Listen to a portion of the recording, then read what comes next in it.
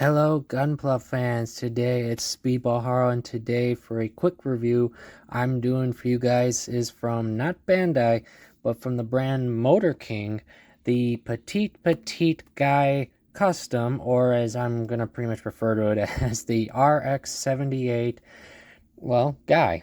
See? And to put it simple, this was a custom that the third-party brand Motor King designed with the standard petite guy models, and gave it a much cooler custom parts. I mean, I'm impressed actually with some of these parts for something so small, because this is still the standard size, everything.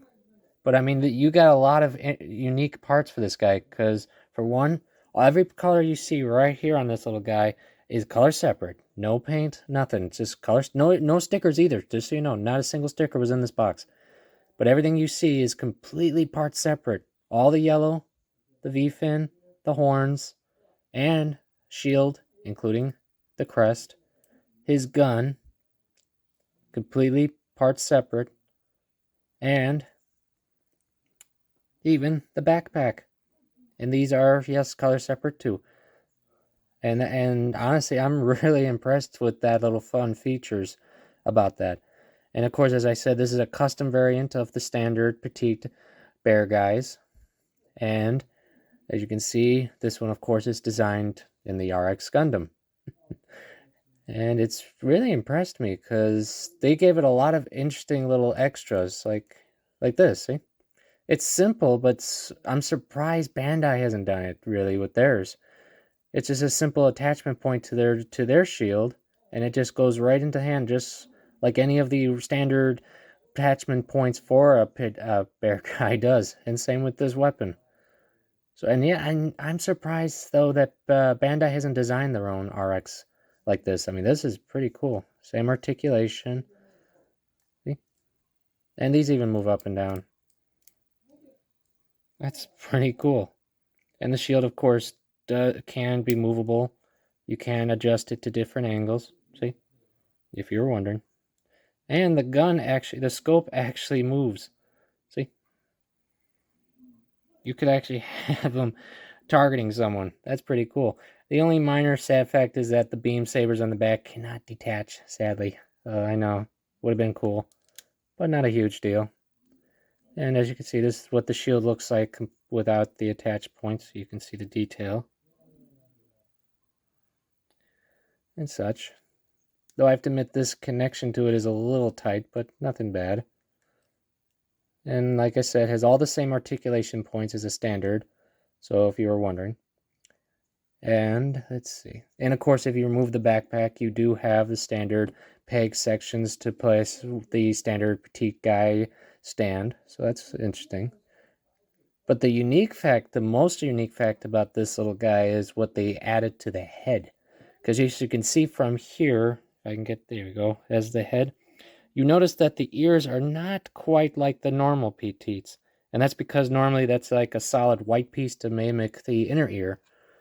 But this one, however, has clear parts, and there's a reason for that. That's because Motor King's petite line they did, which was only 2, they decided to add one little feature into the head, and that is LEDs. Yes, I'm not joking with you, because I'll even show you in 1 second the actual LED itself. If I get this camera to focus, there we go. This is the actual LED that you will be putting inside this particular style, these particular petite guys, which is interesting, and of course fully wired and everything ready to go. And all you need is one lithium 1216 size coin battery, and that's it. In fact, give me 1 second and I will show you what this one's LED looks like by turning off my extra lights and with a little assistance. And there you go.